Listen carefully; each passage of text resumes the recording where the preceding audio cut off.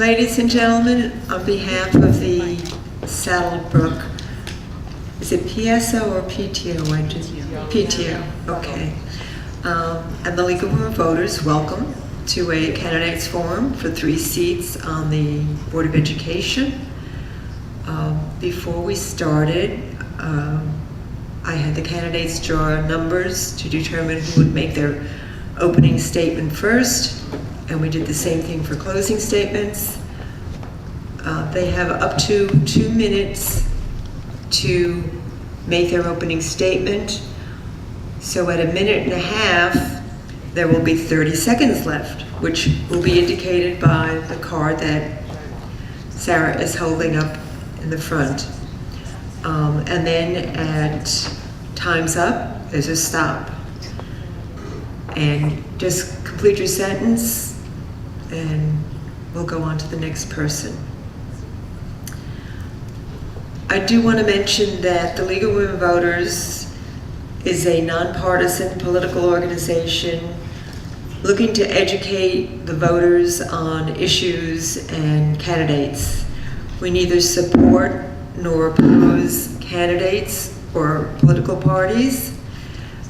We do this so that everyone can feel more educated and more informed about the issues and the candidates. So the first candidate to give their opening statement is Mariana Iannello.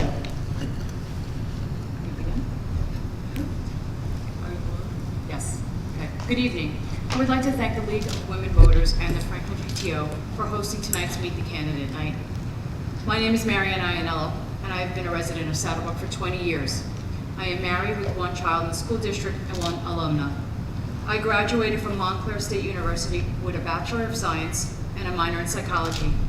I received my Master of Reading instruction from Marygrove College. Prior to entering the education field, I was a manager in the payroll department of a major conglomerate. I had been in education for 17 years in various positions and roles within my school district. I have been the president of the Saddlebrook Girls Basketball Parent Association for the last 5 years. In 2019, I was elected to the Board of Education. While on the board, I've been on the policy committee and the middle school PTO liaison. I'm sorry, it's middle school and high school PTO liaison. During my tenure as a board member, I've learned many lessons that have broadened my view on how to meet the needs of the students in our community. Thank you. Okay. If you would please hold your applause to the end so that we can have more questions and communication. The next speaker is Michael Accomando. 2 minutes. Okay, thank you. Good evening. Thank you to the PTO, thank you to the Women's League of Voters, and thank you to everyone sitting to my left and before me. My name is Michael Accomando. I'm number 4 on the ballot. I'm currently on the Board of Education, and running for a 4th term. I've lived in Saddlebrook for 18 years. 8 years ago, I saw that many improvements needed to be made in schools, and I am proud to say that they were made. When I say I'm going to do something, I do it. When I ran years ago, I said that we should have guidance counselors in every school, full-day kindergarten, and building updates and appropriate permits in each school, along with better safety and administration accountability. I promise to be the voice of the parents and the kids. Every one of these has been accomplished, and I am extremely proud of that. I have never turned a blind eye to unfair treatment or issues that parents have brought to me. I'm not finished yet and hope to bring more to the district. I want to push for higher NJSLA test scores and close the academic gaps that Saddlebrook has faced. I have done extensive research on this and have many ideas proven to be effective. Overall, my number 1 priority is the education and safety of not only my children, but the children of my friends, family, and the community that have been part of this for many years. I hope that the community will elect me for another term so I can continue to work with our superintendent and Board of Education. I retired in 2018 from the Lodi. Okay, thank you. Oh, 30 seconds. I took my glasses off. I retired in 2018. I was the former president of the local. I am a former 2015 and 16 ESP of the Year for Bergen County Education Association, and that's it. Thank you so much. Our next candidate is Vincent A. Laurentino. Good evening. My name is Vincent Laurentino. I'd like to thank the host for this evening for having this for us. Let's hope that we get a very nice Yankee win tonight. I am a lifelong resident of Saddlebrook. I graduated from Helen I. Smith School, Saddlebrook High School, class of '85. After that, I attended William Patterson, which was then college. I got my degree in marketing. I then served 27 and a half years on the Saddlebrook Police Department. The majority of my career was served in a position of captain. I retired 5 years ago. I currently have my own ATM company, and I'm a part-time Class 3 police officer for the Fair Lawn School District. I'm currently married to my wife Susan for 30 years. We have 4 children, all graduates of Long School and Saddlebrook High School. Our 2 oldest children graduated from Penn State University. Our oldest son has my 2 beautiful granddaughters. Hopefully someday in the future we'll be attending Smith School. My other daughter Gabrielle is a graduate of NYU. She currently works as a social worker in New York City. My other daughter Isabella is currently a junior at Montclair State University, and Anthony's a sophomore at Fairleigh Dickinson. As you can see, I am a very big believer in education, and I think it's important that we give the best level of education to every student in Saddlebrook so they're prepared for whatever they want to do when they graduate from our halls. When I graduated from the police department, I've been volunteering in Saddlebrook probably my whole life since high school. When I left the PD, I knew I wanted to stay active in the community, and I was trying to think, where can I best use my skill set to help make Saddlebrook better? Based upon my experience in administration, public sector employment, and belief in education, I feel I can best help the Township of Saddlebrook as a board member. So I hope you give me 3 more years and we can continue our progress. Thank you. And Frank O. Barber Jr. Hello. Good. First and foremost, I'd like to thank the League of Women Voters, as well as the PTOs for putting this together, and everyone in attendance. My name is Frank Barber. I moved to Saddlebrook roughly 2 years ago. While doing some trick-or-treating with my family on Evans Place, we immediately fell in love with the town and decided we would make our home here. Now that I have a feel for the town and its people, I thought it was time to start giving back to the community I fell in love with, but most importantly, give back to the children. I have a bachelor's degree in psychology from Felician College, as well as a master's degree in education. I hold many certifications, one of which is a teacher certification and supervisor certification in education. I'm married to my beautiful wife Pamela, and I'm the proud father of 3 daughters. Skylar, who passed away from cancer in 2014, Scarlett, a 7-year-old second grader at Long Memorial School, and Bria, my 14-month-old. In my prior community, since I'm new here, I was involved in many ways, some of which were coaching. I'm a PBA Silver Card recipient for my ongoing support of local law enforcement, and I also served on a Board of Education for 5 years, where I was as high as Vice President and was on various committees. I would hope to continue my community involvement here in Saddlebrook. I have owned and operated several successful businesses, one of which is a nonprofit organization for children with cancer that I started after my daughter Skylar Rain Barber passed away. This organization has helped many children and their families with the battle against cancer. I also have experience in finance. I have a mortgage and life insurance license. I own real estate investment company and the contracting business. But most importantly, my experience in education. I've been a teacher for 22 years, where I was part of writing curriculum, testing coordinator, training, and much more. I have also been an executive member for a collective bargaining unit, and I am currently an educational technology specialist in my school district. I feel all these things give me the knowledge and experience to be a well-rounded BOE member and to give the children the absolute very best. Thank you. That is the first part of our evening. We now go to the Q&A part. The questions were submitted in advance, and I've been given a list of them, from which I'm going to pick and choose, and we're going to have the candidates have them make their answers in a minute and a half. Okay, here we are. And we're going to start with Mr. Laurentino. And everyone will answer the same question, a minute and a half. We have an excellent staff in Saddlebrook, but we are losing excellent teachers and other staff members for jobs that may pay more competitively or just better staffing. How can we rectify this?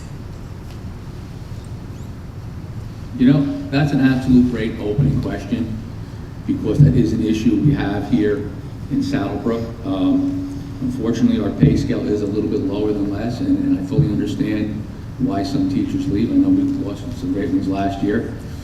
I think what we need to do and what we're doing is have our continuity in our administration, in our superintendent, our principals, so that we can create a work environment where our staff knows that they are fully supported in what they're doing. I also think we need to do is in supporting them is to give them the appropriate professional development, so we're training them to be better staff, so that they feel that we're behind them. I also think it's important for the staff to know that our board is united in supporting them. I know they just settled a 5-year contract. At least if it's not the highest pay, it gives them stability and they know where they're going to be. So I'm hoping with the direction we're going in that we can cut down on the teachers that we're losing. Thank you. Ms. Iannello. That's a really tough question to answer. Unfortunately, the teachers that are leaving the district are doing it for financial reasons. Some of them are for opportunities for advancement. By looking at our budget and maybe monitoring to see how we can put more monies into the teacher salary, that would be one option that we can do.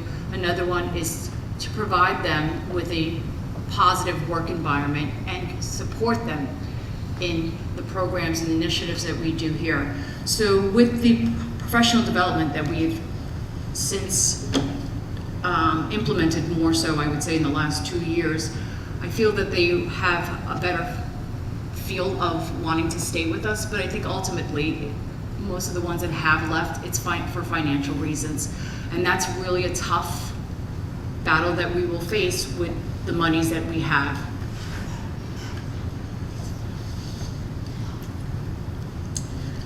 Mr. Barber. All right, I feel like there's 3 major factors that go into retaining our teachers. One, as we all know, I've mentioned in the past, increasing the salaries, because we know we're losing good teachers to other districts that pay more. Secondly is increasing morale. You want teachers to feel happy about themselves. You want to be behind them and let them know that we're all behind them, not just as a board, but as a community. And I'm not saying we don't do that, but I think if they feel more of that, it's going to make them want to stay. And we just got to make sure they're happy. Poll them maybe throughout the year to see where things are lacking or where they need more support, and we can possibly keep and retain more of our teachers. I read a study that within the first 5 years, 66% of teachers think about quitting their job, and actually 44% do quit after the first 5 years because of burnout. And we got to make sure our teachers aren't getting burnt out in the first 5 years. We got to keep them. Thank you. Mr. Arcomando. Thank you. Well, first of all, they need to be supported administratively, which they weren't in the past. But now we're in a position where we have a superintendent who is supportive, understanding, and extremely helpful. The other thing is that we have some of the lowest taxes in the county, in Saddlebrook, so that's going to affect your salaries. And unfortunately, too, they're going to always want to get an opportunity to make more money somewhere else. It's, like they said, it's a financial gain for anyone. No matter what job you have, you want to make more money. But as long as, like Marty and everyone else was saying, as long as you're supported and know that they're appreciated, sometimes the money is not the biggest thing. It's your peace of mind knowing that you're appreciated. So I think that goes a long way. Okay, next question. And we're going to start with Mr. Barber. Sometimes board members disagree. Do you feel you would be able to keep things professional and keep the interests of the district as your primary focus, even when you disagree or don't get along with another board member? Absolutely. I mean, I think from having my previous experience being on a board, sometimes you have to agree to disagree and do that diplomatically and solve problems behind closed doors in a closed session. That's where usually most of these matters get hashed out. And, you know, maybe my opinion isn't the right opinion, maybe somebody else's, and I have to be open-minded and kind of meet halfway. There is a large gray area that we live in, and I think that's a big part of being able to understand one another is one of those things, is coming into that gray area and coming to an agreement. Mr. Laurentino. Yeah, actually, I think our board did a great job this past year in coming to agreement. Do we agree on everything? No. I know I've been in discussions where I may have had an opposing opinion, but when you hear others and you see that you're no longer in the majority, I think it's important that you support that majority, because what it does is that benefits the district. It does no good for us to have 8 people who want to go one way and then one person very loudly going the other. It shows indecision by the board, and I don't think that works well for us.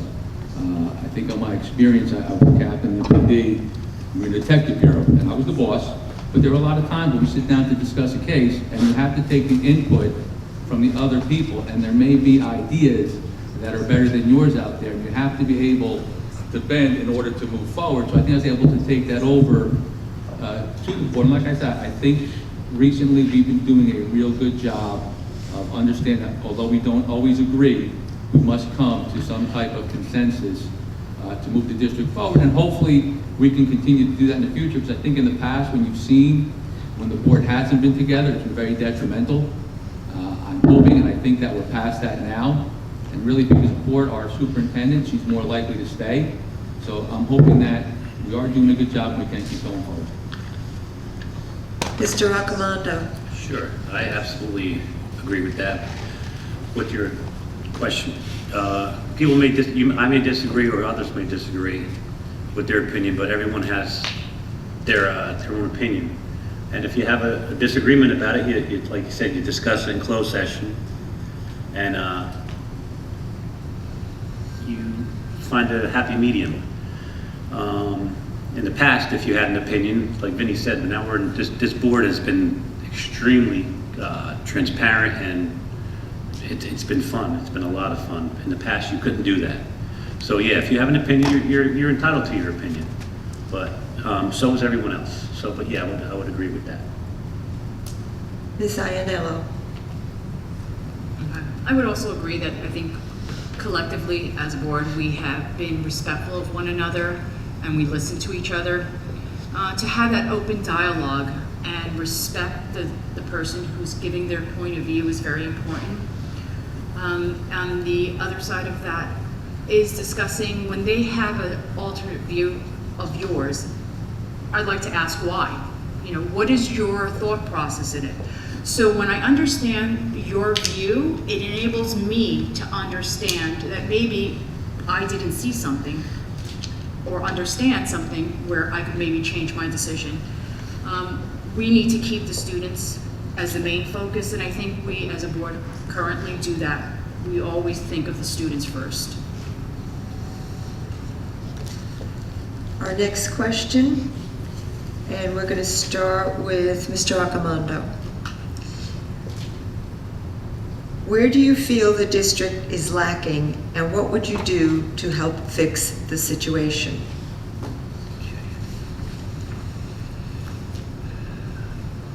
I think and it's no disrespect to anybody, I think where we're lacking is the coaching with professional development. I think that we should have more mentor coaches and high quality recommended coaches.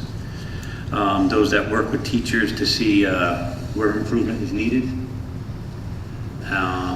so they could tailor the professional development to the test and the individual teacher.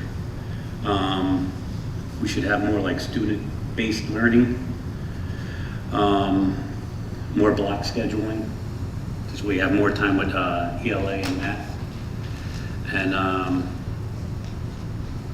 think that would be it. Of course, you have your budget, but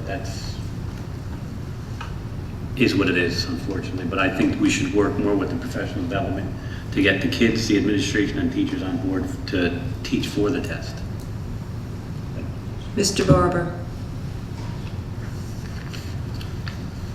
Not to beat a dead horse, but I think we're lacking in as far as like pay for our teachers, but also when the students, as far as the students are concerned, I feel like we're lacking in the arts. I think that should be expanded tremendously, and also in trade schooling like carpentry, plumbing, electrical.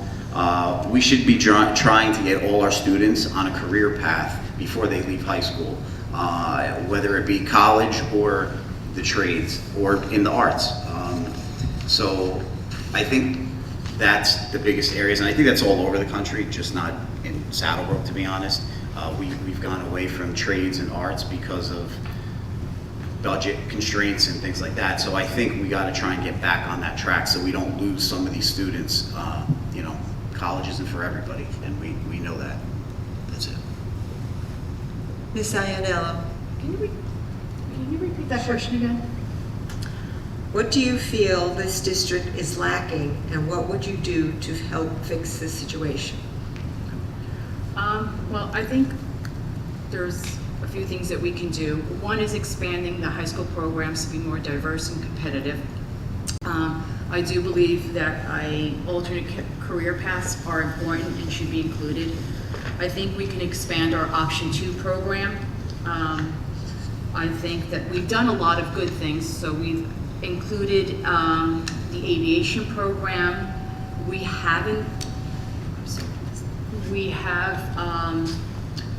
expanded the Option 2 with tomorrow's teachers, but I think we could do more.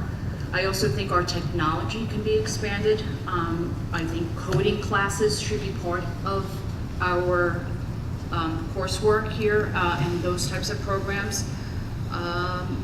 And incorporating just more competitive courses so that our school standards can be more competitive with some of the other districts. Mr. Laurentino? Right, the first part of that question, I think we answered earlier. I think our number one problem is staff retention, so I'm not going to go into that again. What I would like to see is I'd like to see if we can identify our at-risk students a little sooner, so we provide targeted intervention, because if we can get to some of the children younger and get them on a path, I think they'll be more successful as they get older. I'd also think, we'll get into the referendum later hopefully, but I would like to see expanded programs in the high school for some kids. Not every kid's going to be college bound. I'd like to see a little bit more opportunity for them to try different things, not necessarily that they'll go into that particular field, but at least they'll have some experience with it. I also think hopefully we definitely need upgrades to our buildings. I said I attended Helen I. Smith School back, I won't say how long, in the 70s. Some of our facilities definitely need some serious upgrades to bring them into the modern times. Thank you.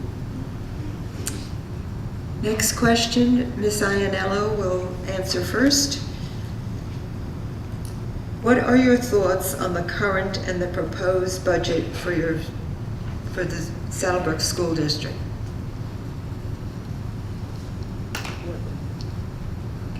Well, we're in the process of still looking at next year's budget and figuring out a few things. I do know that we are losing ESSER fundings.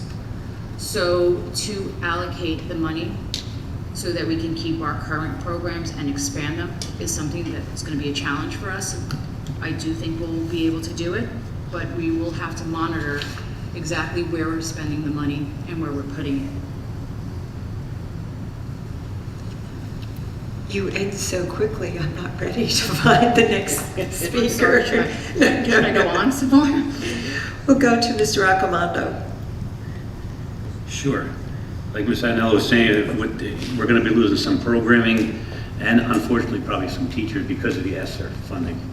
Like I said, with taxes, the way they are, it's hard to get, I mean, unfortunately, the budget is 60% of your taxes from the town, but I believe our administration is doing a good job of finding ways to get that money to where it's supposed to be, and hopefully we will continue as a committee and a budget, finances and all that stuff will be directed properly. This question is messing me up a little bit. But yeah, I think we're in a better place than we were. I just messed up that. Mr. Laurentino? Yeah. I think Mike's right, we're definitely in a better place now than when we were 3 years ago. I would definitely like to send out a compliment to our business administrator, Ray Karate, who stays very much on top of our budget. Obviously, the vast majority of our budget is fixed costs, so we have very little in which we can choose how to spend. Right now, as they all said, ESSER funds are going to start expiring on us, so we're going to have to make some tough decisions on what we want to do. But like I said, we're better off than where we were. Saddlebrook, unfortunately, is never going to have enough money from our tax base to increase to totally expand our programs. But I think we've increased the curriculum by about 5 classes over the last couple of years in the high school. So we are managing it well, able to bring in staff, and hopefully we can continue to do that, because we do definitely have a responsibility to each and every taxpayer in Saddlebrook. Mr. Barber? Well, seeing as how I'm currently not on the board, I haven't been able to dig through the current budget, but with budgets in mind and being previously on a board, I think the most important thing is being fiscally responsible and being transparent with how the money is spent. You know, this is people's hard-earned money that these tax dollars pay for the schools, and we got to ensure that the money that the taxes that are coming in, that money spent on the students and increasing their achievement and expanding programs. You know, and again, I can't say it enough, transparency is the biggest thing. Making sure the budgets are out there for people to see where the money's being spent, how it's being spent, and making sure that that money's, if it's not directly going to the children, it's indirectly helping the children move forward and by increasing programs and stuff.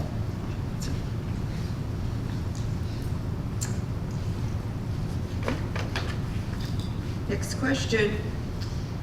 We're going to have Mr. Barber answer first. Members of the, sorry, wrong question. Share any experiences, personal or otherwise, that you believe speak to your commitment to serving the students who receive special education programming in our district.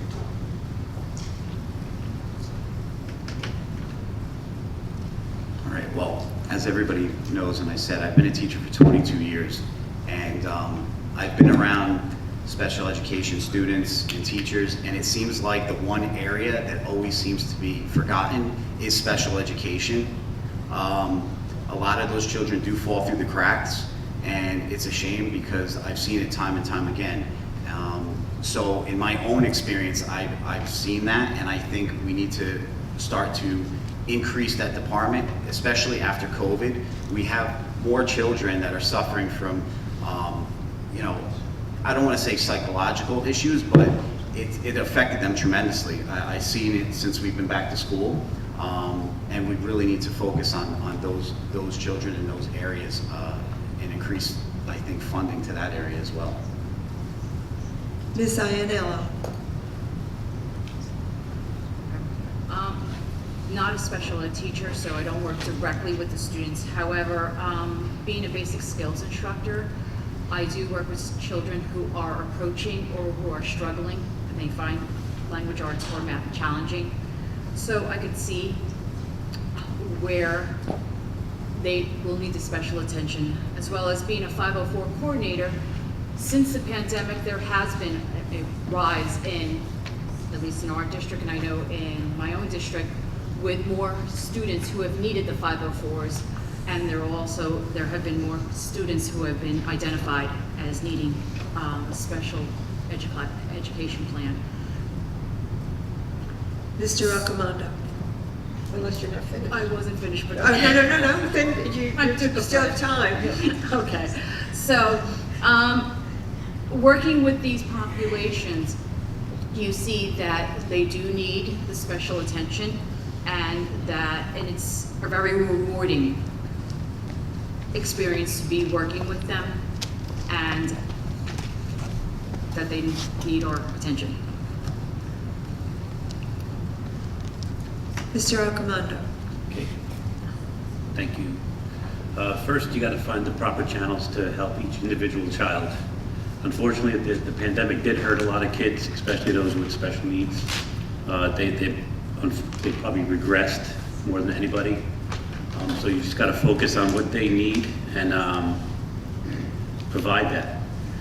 In the past, I know here, they were just always throwing everybody in special ed. So we had kids in special ed that didn't really need to be there. And now they're doing a better job of getting them, I guess, credited to where they need to be. So I think we're doing a better job of getting them the proper teaching techniques.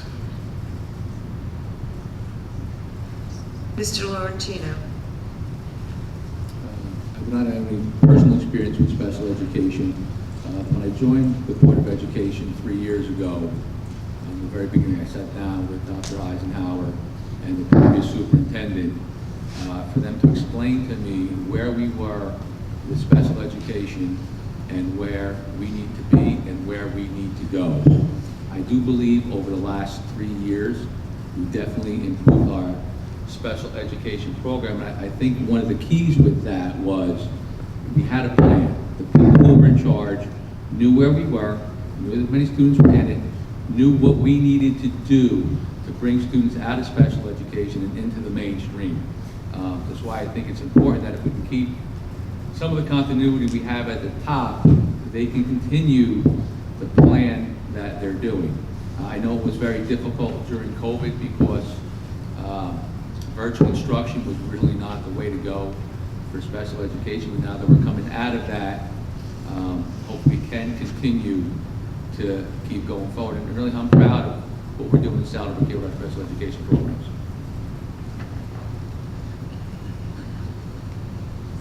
Our next question, and we're going to have Mr. Laurentino answer first.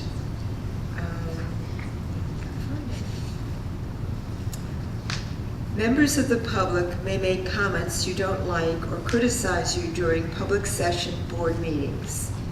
How do you feel a Board of Education member should respond to a citizen during or after a meeting where public comments and or criticisms are directed towards you?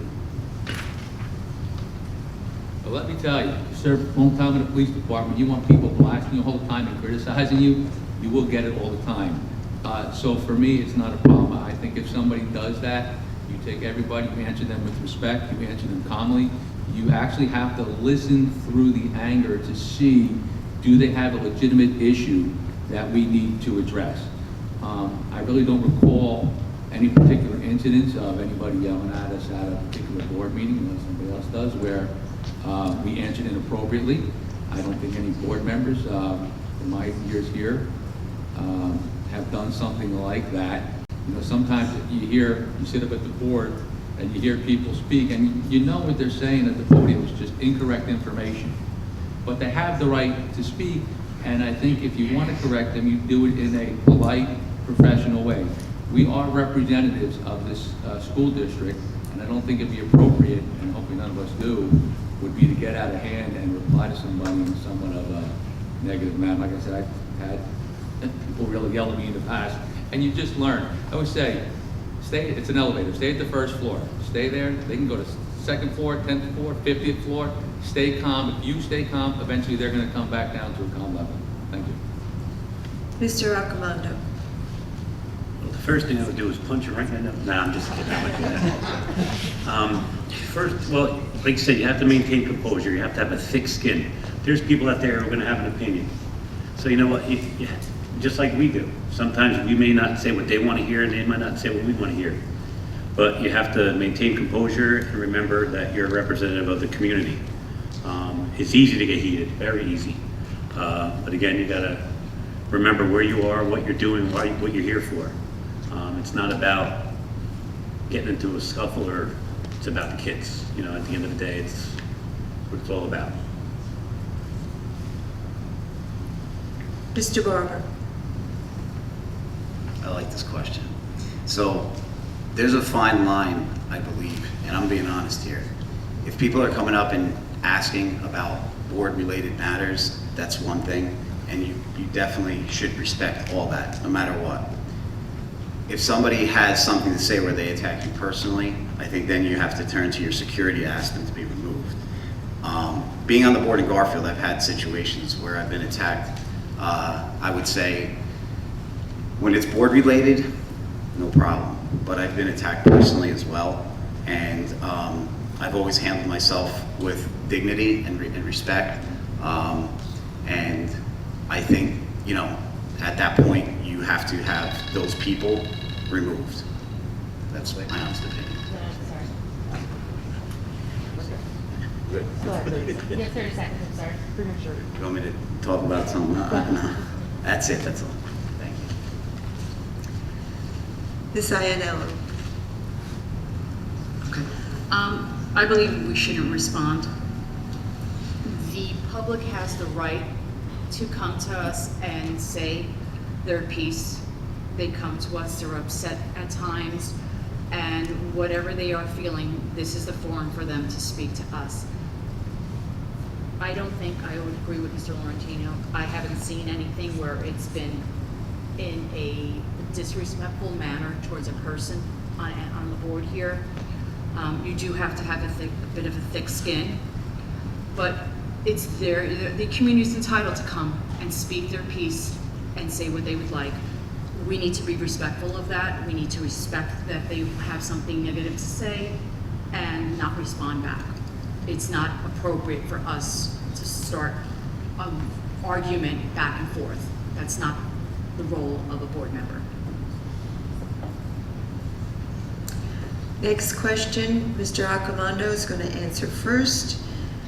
The big talk of the town is the referendum for the new middle school here in Saddlebrook.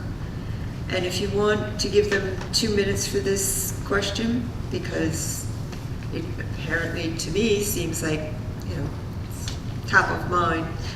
I'll start the question again. The big talk of the town is the referendum for the new middle school here in Saddlebrook. Would you be willing to anchor your stance on it? Please elaborate why you're for or against it. Thank you. I'm absolutely for it. You always have people saying, "Oh, why can't we be like Paramus? Why can't we be like Fairlawn?" Well, here's your opportunity to provide more classrooms, a better curriculum, a true middle school, 6th, 7th, and 8th. And I think it would be the best thing for not only your values of your properties, but in the long run, it's long overdue. I stand by it firmly. I will continue to support it, and I'm learning more about it every day, like the rest of us are. We just had a committee meeting on it on today's Tuesday. Was it last night or the night before? 2 nights ago. Yeah. So I'm learning on it more, but the more I learn, the more I can talk about it. But I'm definitely for it.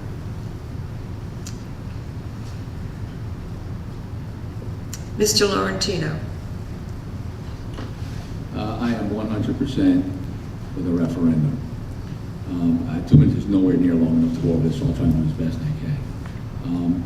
In Saddlebrook, I do understand the tax burden on the residents is something, but I think what we're gaining is way more than the money it's going to cost. I'm going to use the town hall as an example. You know, back when I started in the PD many years ago, we could have built the town hall for $5 million. You wait 10 years, $10 million. Wait another 10 years, $20 million. The project had to be done eventually, and that's exactly where we are at with our schools.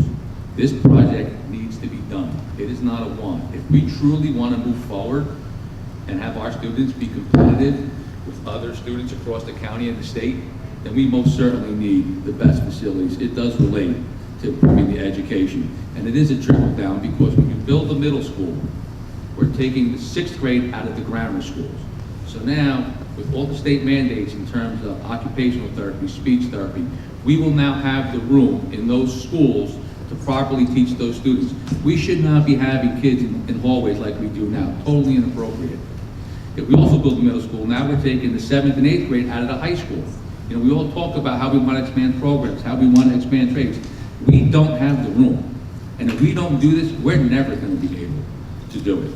Then the trickle down, now you have your 6th, 7th, and 8th grade in the middle school with the state-of-the-art facility where they will receive the best education. It's also important for our special education students, because if we can do that, now we're going to bring those students back into town. Not only will we not be paying tuition out, but how important is it if your child is a resident of Saddlebrook? You don't want to send them out. You want to have them educated here with their friends in Saddlebrook. Like I said, 2 minutes isn't nearly enough. I would love to speak to people about this, but it's like the old commercial said, you can pay me now, or you can pay me later, and this job absolutely needs to be done. Thank you.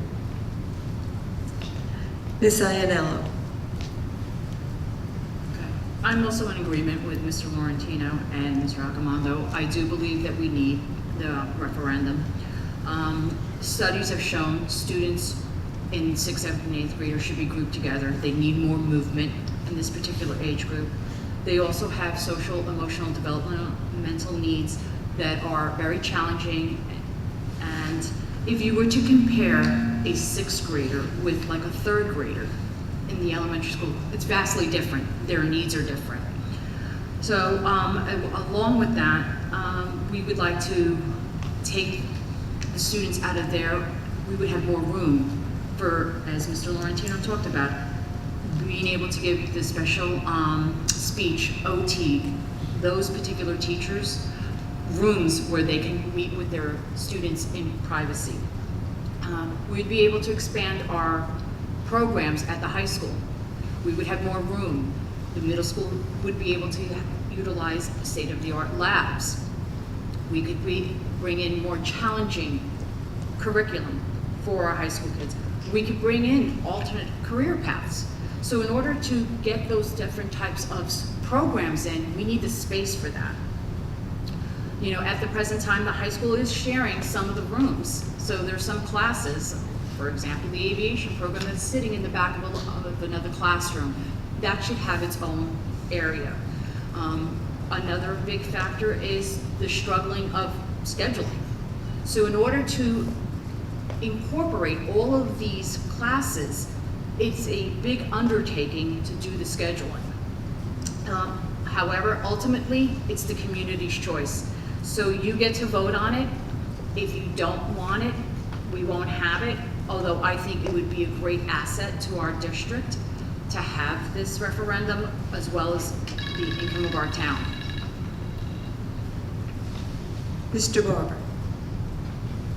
Are we talking as of today, the budget, if I was to vote on it today? Or, This is the referendum. yeah, that's what I mean, the referendum. As of today? Is that I'm just making sure, is that what the question's asking? It's on, it's Maybe repeat it. going to Yeah, be well, can I hear on it? the ballot. Just repeat the question. I just want to make sure, because The big talk of the town is the referendum for the new middle school here in Saddlebrook. Would you be willing to anchor your stance on it? Please elaborate why you're for or against it. Okay, so if that budget vote was today, the answer would be no. And here's my thing. First of all, the board is still having discussions on it, and they don't even have all the information. So how is the public going to have all the information? And if it's for the kids, I'm all for that. But we first need to be, and this brings me back to being fiscally responsible and transparency, we need to have all the information. So at this moment, the state hasn't even gotten back to us of what the tax impact is going to be. We're having the vote on December 13th, if I'm not mistaken. That's during the holidays. I don't know if we're going to get a true gauge as to what the public truly wants. Now again, I'm totally for the kids and for this, but I need to have all the facts and all the numbers. And if our own board doesn't actually have that yet, how are we going to have it as a public? We don't. And I'm not criticizing them for it. They just don't have the information yet. So as far as my stance right now, and I need questions asked, like after interest is paid and it's 58 million, after you add in interest, how much is the actual total? Because you know on your mortgage, when you're paying, if it's a $300,000 mortgage, you wind up spending $600,000. We need to know this stuff. We need to know exactly what's going on and what's happening in order for me to make a conscientious decision, or else it's irresponsible on my part to vote on something that I don't know about. Totally irresponsible. Again, I'm not saying you guys are being irresponsible. I'm just talking as a person of the public. So it's going to be too short a time to get this information out to the public if this happens. All right, so if we learn about this right now, or in a week from now, these exact things, how are people going to digest this? And ultimately, if this money is actually going to cut into, like if this budget referendum happens, is it going to definitely increase and go towards the students? That's another thing. I need to see all the facts in order for me to say yes. As of right now, I am a definitive no, and I'm sorry for that, but that's the facts. Next question.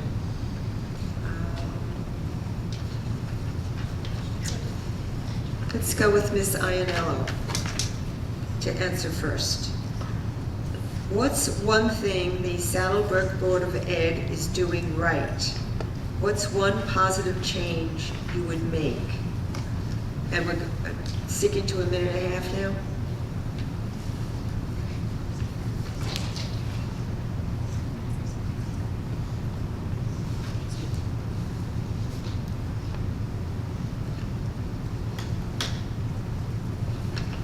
So I think we're doing a lot of good things in Saddlebrook right now. We've incorporated a lot of programs. In the elementary, there's about 11 different programs between elementary and high school that help to meet the needs of the students. For example, we have like NESI programs for dyslexia intervention. We have a new math program along with the PD that we brought in to help the teachers. There is a BSI teacher in each building now. There is a guidance counselor in each building. We have more CST professionals in each building. We've improved our technology. We're a one-to-one district now. The teachers even have laptops. We have, what else do we have? We have SEL in the classrooms now. We have Option 2 program. What can we do to make it better is bringing in alternate career paths. One of the other initiatives that I would support is bringing in, like I mentioned earlier, coding classes, bringing in other classes that would support the students that are not necessarily college bound, so that they can leave here with not only a high school diploma, but some type of with some type of trade also behind them. Mr. Barber.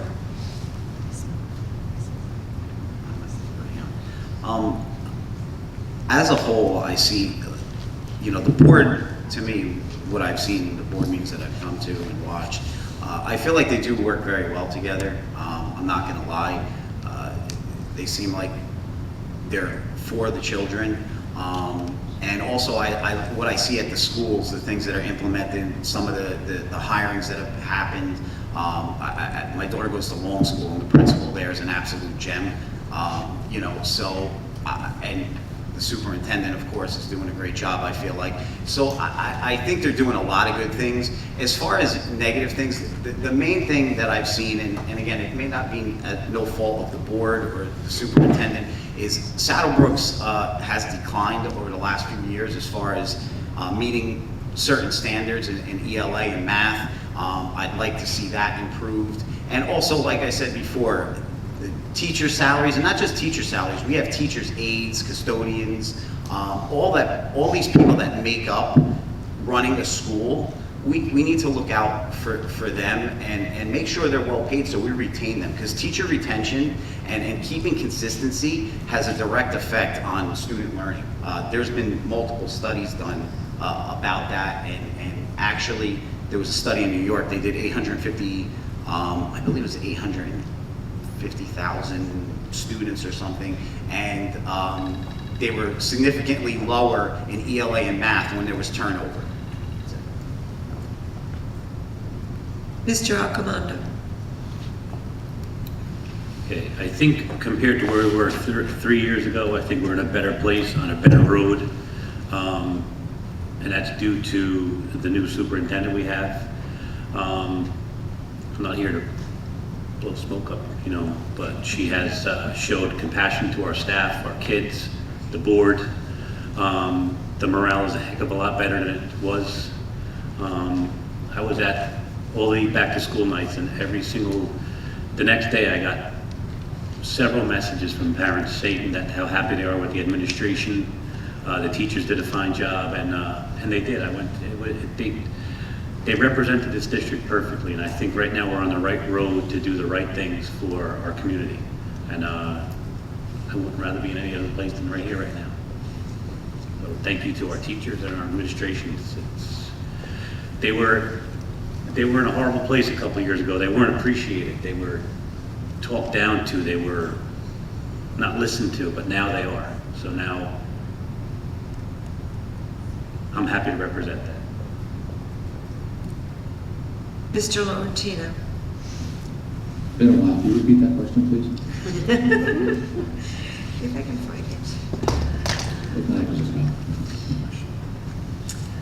What's one thing that the Saddlebrook Board of Ed is doing right? What's one positive change you would make? All right, so the one thing the board got right, and because of my conflict I was not part of, but I think after several tries, and I feel bad because you hear everyone inflate the ego, but we picked the right superintendent. It's the right person, at the right place, at the right time, that's going to move this district forward. That continuity of our administration is just so important. So I have to compliment the other board members who were involved with that. I really think that's going to move us forward. The one thing that I think we're trying to change, and you hear it all the time, is transparency. And before I got on the board, I didn't think the board was transparent because you didn't know. I think now that I'm on, we do put all the information out. I think where we need, and we spoke about, is we have to find a way to get people to receive that information. The example I'll use is always the school calendar. The school calendar goes out. People can come in, they can comment on it, but you never hear any issues until after we vote on it. So even though we're putting it out, I do think if there's any change, we're going to have to figure out a way to do a better job of getting the message out. Even though it's out there for some reason, it's just not being received. Thank you.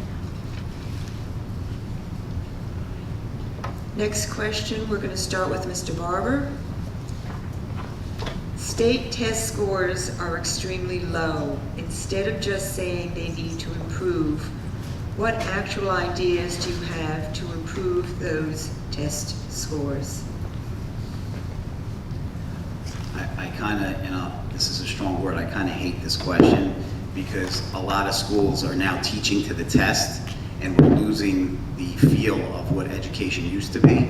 But with that being said, I think we got to look at programs that work that are in other districts and that are similar to our, demographic and socioeconomic makeup and see what they're doing and how those kids are achieving and try and translate that here. Not that we're not trying to do that currently, but I think we need to look at other towns like, I know Glen Rock's up there with testing. I know Fairlawn's up there as far as achievement. I think we got to try and mimic what these other towns are doing in order for us to get to the next level.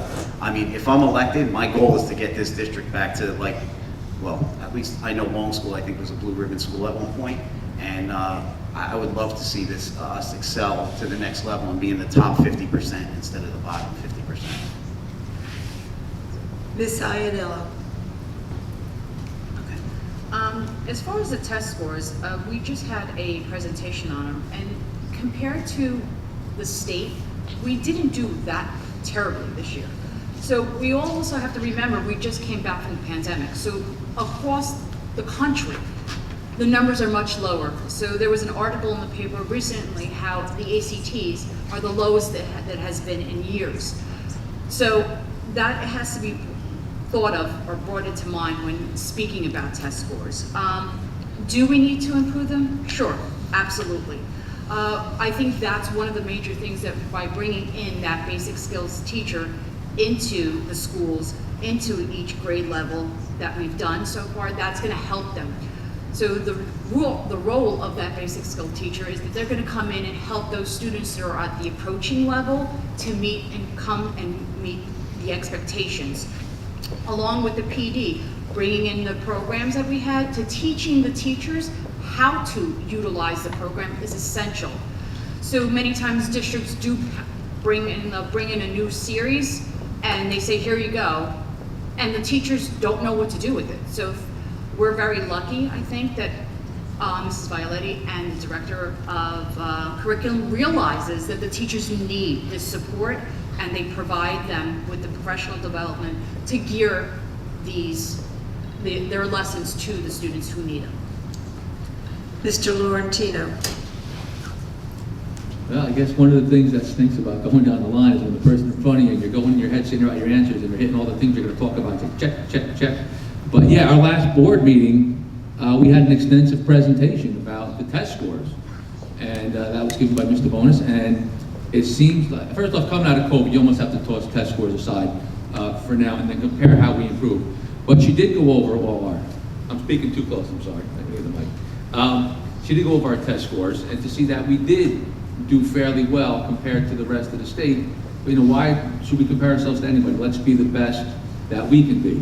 And I think the way we can do that is, again, through having very effective professional development. Let's support our teachers, let's support our staff to make them the best that they can be, because the better the teacher, the better the job they're going to do to improve our students' test scores. So really, I think in Saddlebrook we're doing okay, but I would definitely see us do better, and I think we have the leadership that's going to take us there. I'm very excited about what the future holds now for us. Mr. Accomando. Okay, first you need a mentor and coach who's quality and highly recommended. Like for instance, work with teachers to see where improvement is needed. They tailor the professional development to the individual teacher, work consistently all year long on any weaknesses, and they help close the academic gaps by improving instruction. And then two, there's student inquiry-based learning. It's coach can help teachers with this. This type of learning has been proven to improve student engagement, and they problem solve and think more critically. More tasks need to mirror the NJLA performance tasks. Like I said before in the beginning, block schedule in the high school and middle school would be a big help, and that would provide more time with language arts and math. And grade level professional learning communities would be a big help, like teachers meet to unpack the standards for their grade level, create lessons that coordinate with the standards, and the NJSLA is made from the state standards. Teachers need to follow them to help with instruction. I think that's where you would get the most help, is by doing that. Next question, we're going to start with Mr. Laurentino. If you are elected or re-elected to the Board of Education, what will be your priorities? Well, I'm really hoping my priority is going to be getting the plans together from the referendum to move this district forward.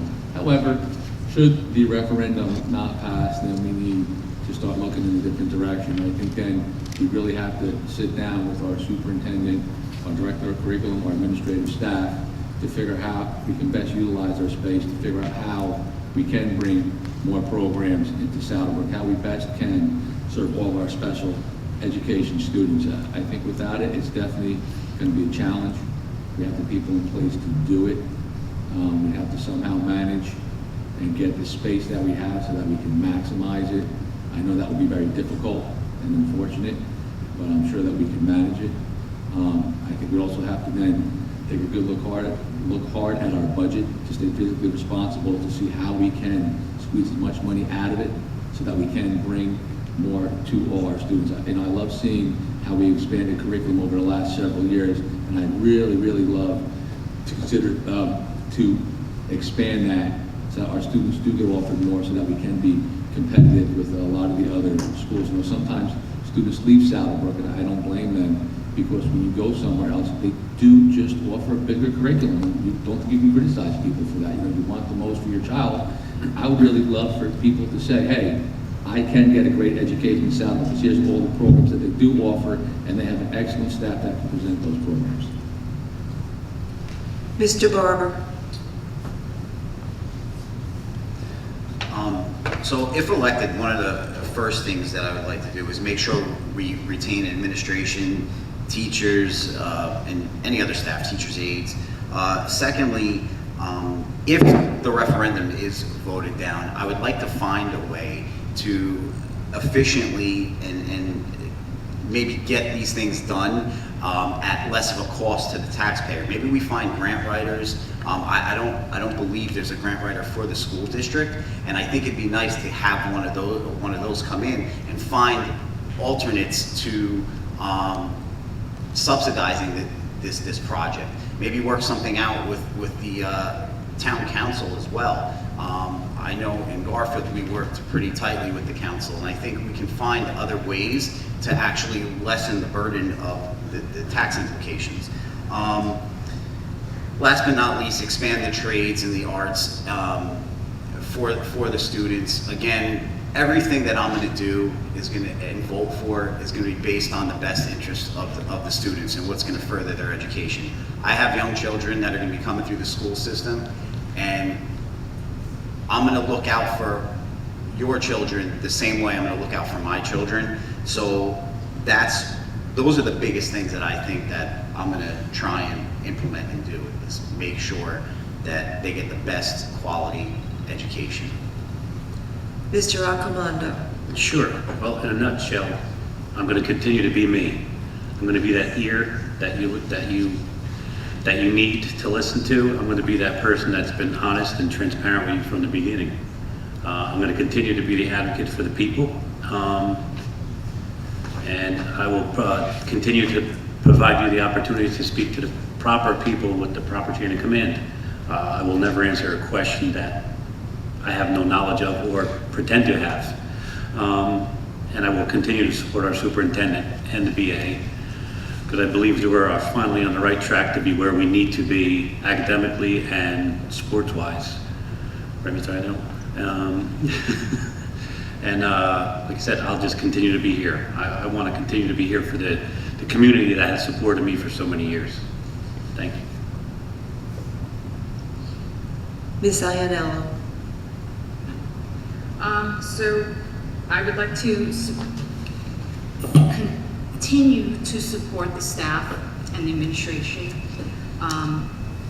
Look for an opportunity to incorporate more alternate career paths and expand our programs. In order to do that, we would need to monitor the budget. I wanted to make sure that we continue giving PE to the teachers and supporting them however we need to. Listen to our community, provide transparency at all times. And also another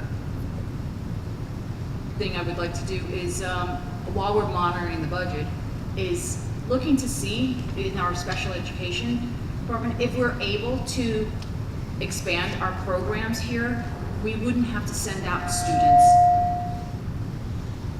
So I would like to be able to, that department to be able to expand so that our students could stay in district if possible. Of course, it all depends on their needs. So if we can't meet their needs, they need to go out of district, but ideally, I think that our kids would be better served with us. Okay, next question, and we're going to have Mr. Accomando answer first.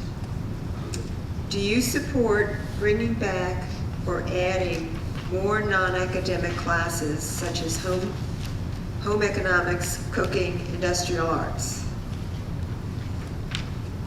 Yes, absolutely. the trades are what built this country. And unfortunately, when you had a budget that didn't support it, you had to remove them. But now you have the opportunity to bring them back. And like I said, some kids aren't ready for college, but a lot of kids are ready to work hands-on and learn a trade. So I'm all for that.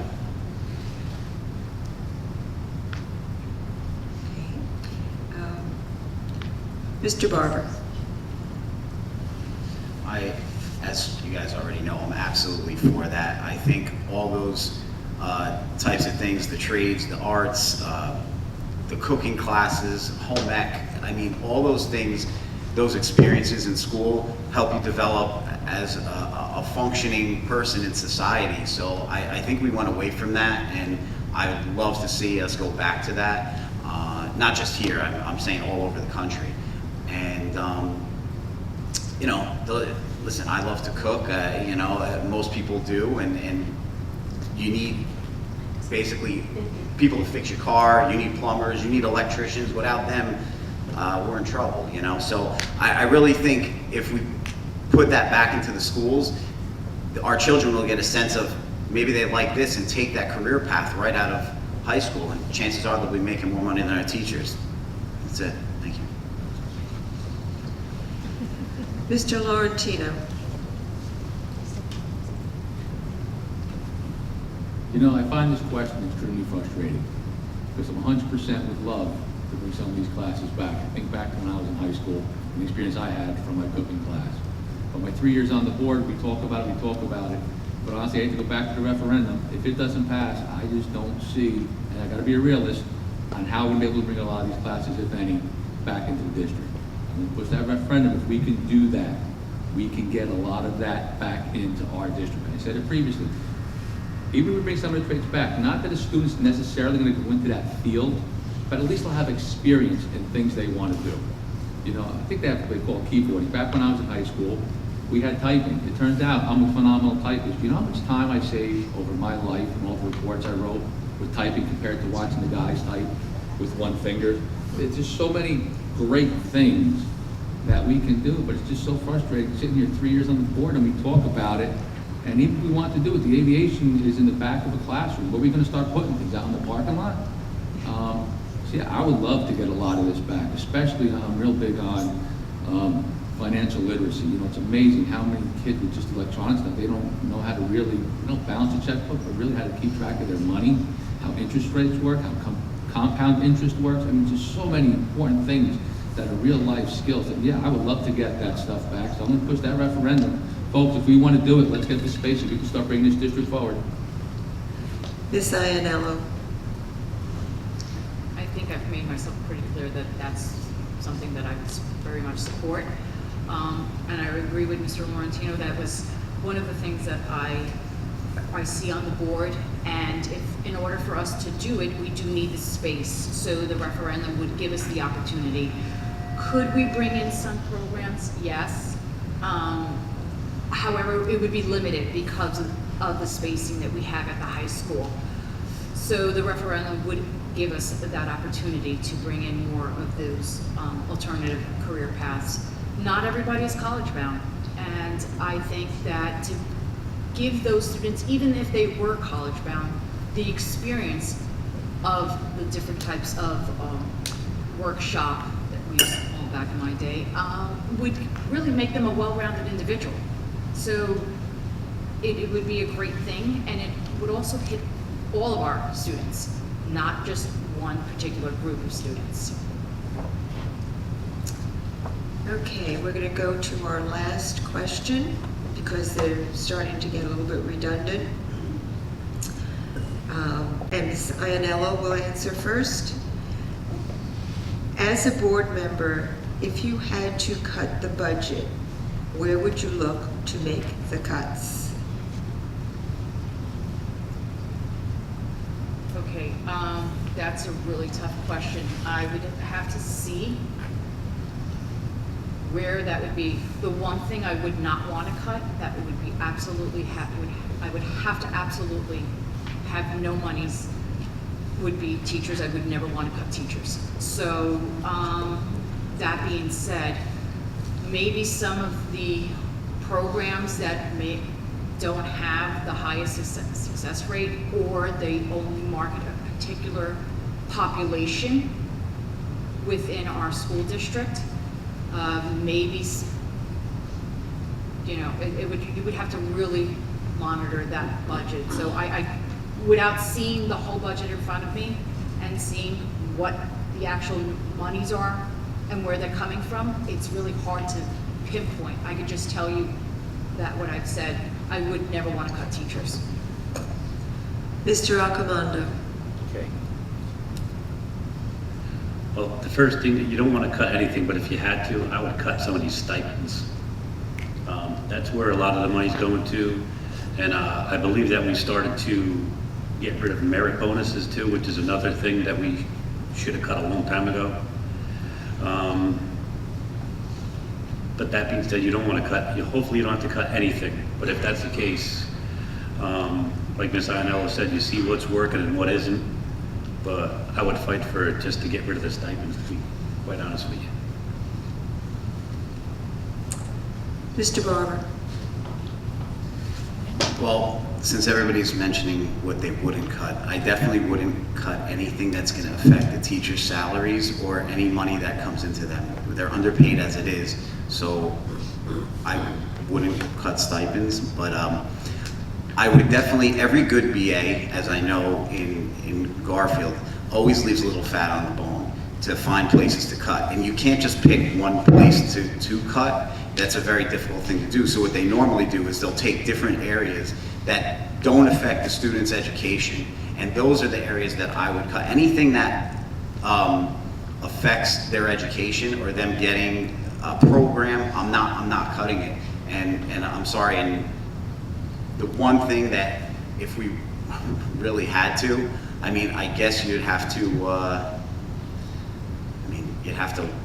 honestly, I can't say, because you'd have to really look at the whole budget, and to make a decision and say I'd cut one thing or another is very hard, because I've done this before. I've been in situations with school budgets where we had to make cuts, and it wasn't ever one thing. It was multiple things, so that you accumulate those monies to balance the budget. So you can't just say I'm going to cut this part of the teachers, or I'm going to cut this administration, or I'm going to reduce stipends. I mean, you have to look at the big picture. So to ask me to cut one thing, I won't. I can't even answer that correctly. Mr. Laurentino. It would be an incorrect answer to say that we're going to cut nothing. We're going to look at our budget. We're going to find out where we can squeeze money from.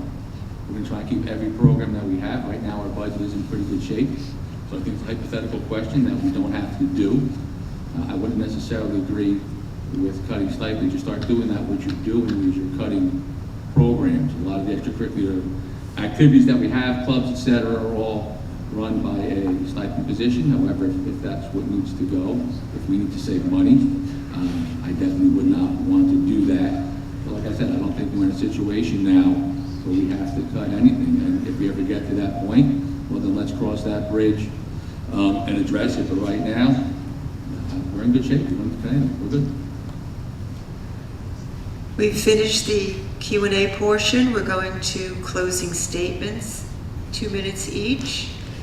The candidates drew numbers for order of closing statements, and we're going to start with Mr. Accomando.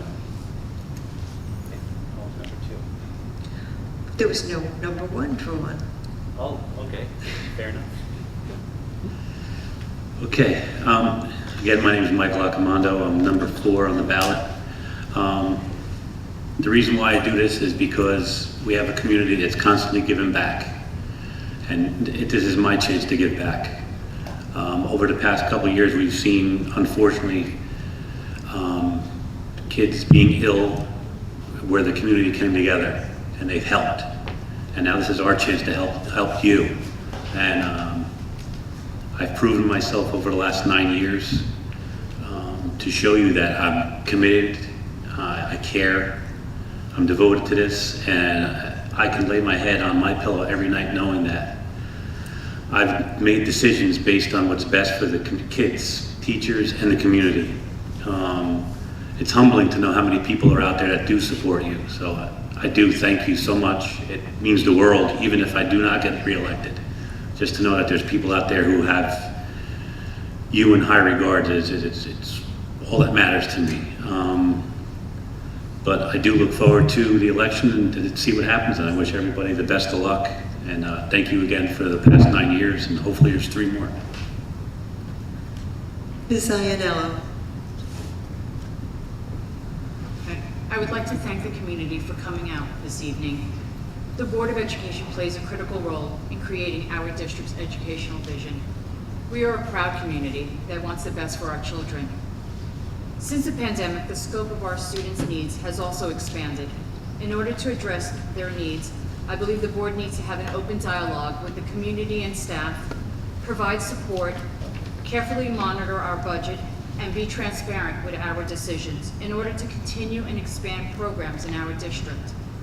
If elected, my goal would be to promote and support initiatives for alternate career paths, as well as advanced courses that will enable us to increase our educational standards. Another one of my focuses is to listen to our community and take their concerns to the administrative team so a solution can be found. I feel I'm a highly qualified candidate for the Board of Education because I have a vast amount of educational experience, knowledge of our community, and possess the leadership qualities necessary for the position. I will rely on being a part of the community for the last 20 years, a parent with a child in the district, as well as being an educator to help me make decisions that respond to the core values and priority of our community. In addition, putting our students first will always be my top priority when I make a decision. I believe my work on this board is not done. I would like to continue the progress that has been made and conquer the challenges we have for the future.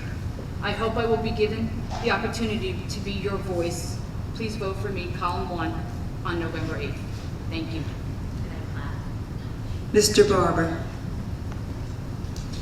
First and foremost, I want to just say that if any of us up here are elected, we all have something special to offer the board. Whoever doesn't win, it is what it is, you know, but I think whoever you choose, you're making a good choice. Once again, I'd like to thank everyone involved with putting this together. I would hope that the residents take into consideration my experience with previously being on a board of education, also my experience as a builder and contractor, as well as my experience in education, which is most important. I vow to be a voice not only for our parents, but most importantly for our children. I also vow to make sure money is spent efficiently and taxes are closely monitored, and I'll take all that into consideration anytime I make a vote, with keeping the children first. It's also nice knowing that, and from my previous experiences being on a board, when you have board members that have experience in law enforcement and education, the 2 major things that we look at within our schools is safety and educating our kids. And those are the first people that usually stand up and defend security and education. You know, and I've always been a proponent of those types of people running for boards of education, and business people as well, because they bring a different aspect to the table as far as finances and things go. I just want to again thank everybody for coming. Thank the League of Women's Voters, right, for having this, and you know, hopefully you guys vote for me, number 3 on my ballot. Thank you. Mr. Laurentino. Yeah, I think the winner in this election is the township of Southborough. I look down and you have, I think, 4 phenomenal candidates to choose from. You hear Marty's extensive education background, bigger than even I realized it was. You got Frank with his master's in education, other board experience. You got Mike's been on the board for 9 years, current board president. I think we're all for the children. I think we're all for education, or we wouldn't be here. So why would you vote for me? To answer that, I think you have to understand the role of the Board of Education. We don't run the day-to-day activity of the school. They teach you this in basic your board training. We make sure that the school district is run well. That's an administrative, managerial type position. My area of knowledge, expertise, experience has been long in that field for my time served at the PD. Most of it was at that high-level administrative position. I think the board is 9 people. You need different perspectives. You need different points of view. I think I bring a point of view that the others don't. Not that they're worse, just that mine's a little bit different.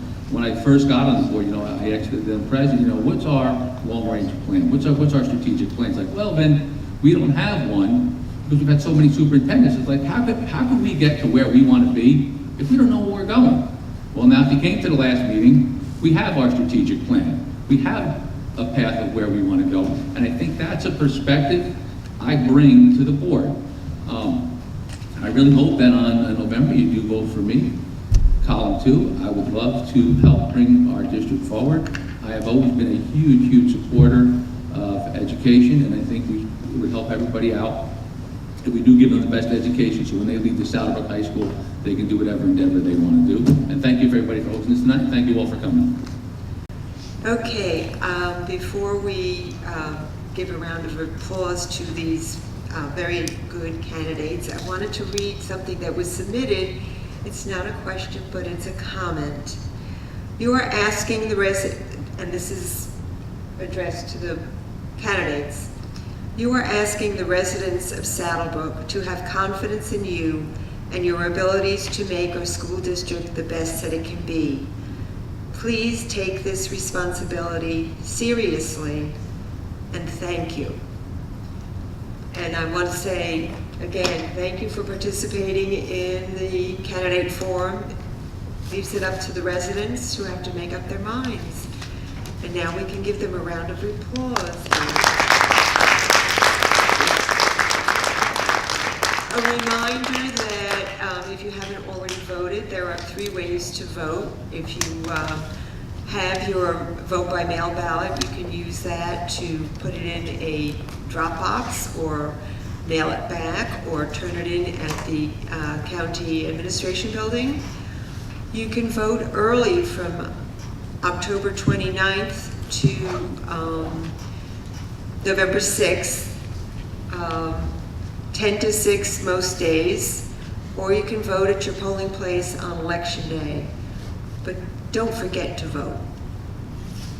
What is the last day for absentee ballot? To be received or to apply? It has to be, I think, postmarked on November 8th, and they can, the Board of Elections or wherever they go to, they have to receive it within, I don't know whether it's 2 days later or there's a certain set amount of time, because of course you all remember when we were having difficulty with the Postal Service because of COVID and everything, so. But you should have a drop box within 10 miles of your house. I think there's one at the library. There you go. Thank you, everyone. Good evening.